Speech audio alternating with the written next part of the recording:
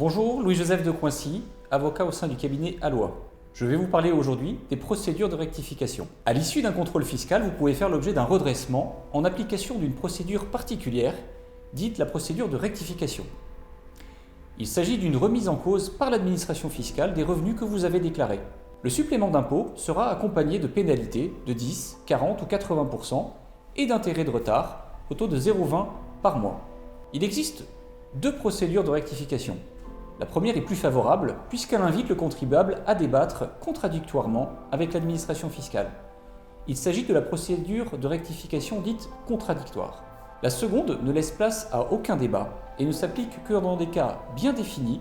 Il s'agit de la procédure dite de taxation d'office. La procédure de rectification contradictoire s'applique lorsqu'il s'agit d'une erreur, d'une omission, d'une inexactitude ou d'une dissimulation sur des éléments déclarés pour le calcul de votre impôt. Elle ne s'applique toutefois pas aux impôts locaux, tels que la taxe foncière.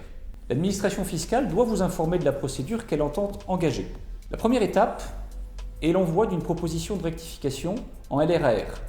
Elle reprend l'ensemble des chefs de rectification qui sont envisagés par l'administration fiscale, par impôt et par année, ainsi que les sanctions financières qui sont encourues. Elle contient également des arguments, bien évidemment, de l'administration fiscale. Vous disposez d'un délai de 30 jours pour y répondre. Ce délai est prorogeable de 30 jours sur simple demande. Il vous est également précisé que vous pouvez vous faire assister d'un conseil tout au long de la procédure.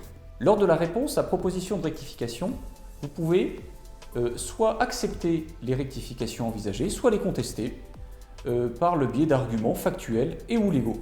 En l'absence de réponse dans un délai de 30 jours, la proposition de rectification est réputée avoir été acceptée. L'administration fiscale répond aux observations du contribuable, en principe sans qu'aucun délai ne lui soit imposé. En cas de désaccord persistant avec le vérificateur, vous pouvez naturellement former un recours devant son supérieur hiérarchique. Il s'agit d'un préalable qui est obligatoire avant la saisine de l'interlocuteur départemental.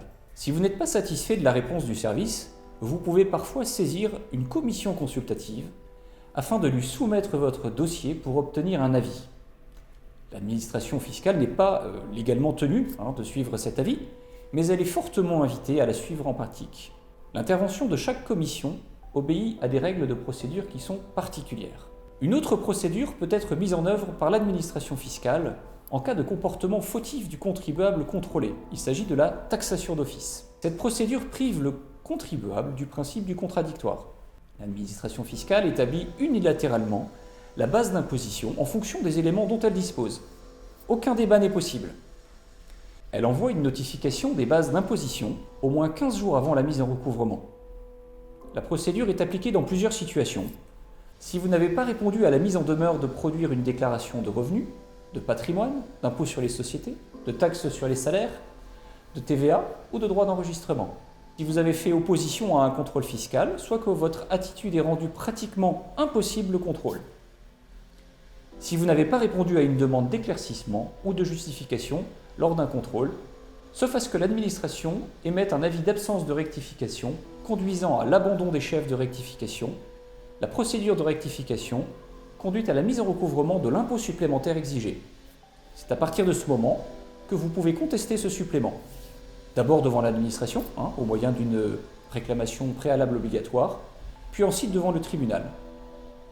Merci d'avoir suivi cette vidéo. Nous vous invitons à vous abonner à notre chaîne YouTube.